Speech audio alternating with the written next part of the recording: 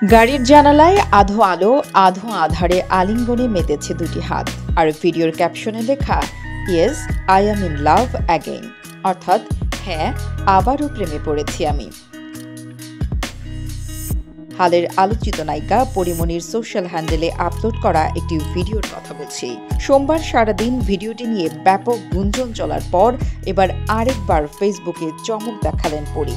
দিনভর সোশ্যাল মিডিয়ায় পরিভক্তদের মনে নানা প্রশ্ন ঘুরে বেরিয়েছে। মূলত ফেসবুকে তার পোস্ট করা একটি ভিডিও ক্লিপ থেকেই তার প্রেম চর্চা বিষয়ে আলোচনায় উঠে আসে। এদিন ভক্ত শুভাকাঙ্ক্ষীরা সবাই জানতে চাচ্ছিলেন যে আসলেই প্রেমে পড়েছেন কিনা পরিমণি, আর যদি পড়েই থাকেন তাহলে সেই মানুষটি কে, কি তার পরিচয়।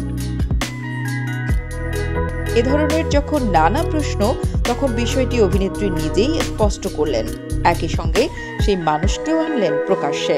তার এই পোস্টের পরই মূলত প্রেম চর্চার বিষয়টি নিয়ে কৌতূহলী হয়ে ওঠেন ভক্ত শুভাকাঙ্ক্ষীরা। কেউ কেউ আবার অভিনন্দনও জানান তাকে, তবে এরই মধ্যে কেউ আবার সতর্কও করেছেন। আবার বিপরীত মানুষটিকে জানতে চেয়েও প্রশ্ন ছিল অনেক। এবার সেই হাতের মানুষটিকে প্রকাশ্যে আনলেন এ নায়িকা। তিনি আর কেউ নন, তার নতুন কস্টিউম ডিজাইনার। রাত 8:15টায় ফেসবুকে পুরো ভিডিও পোস্ট করে ক্যাপশনে পড়ে লিখেছেন, প্রাঙ্কটা একটু বেশি হয়ে গিয়েছিল।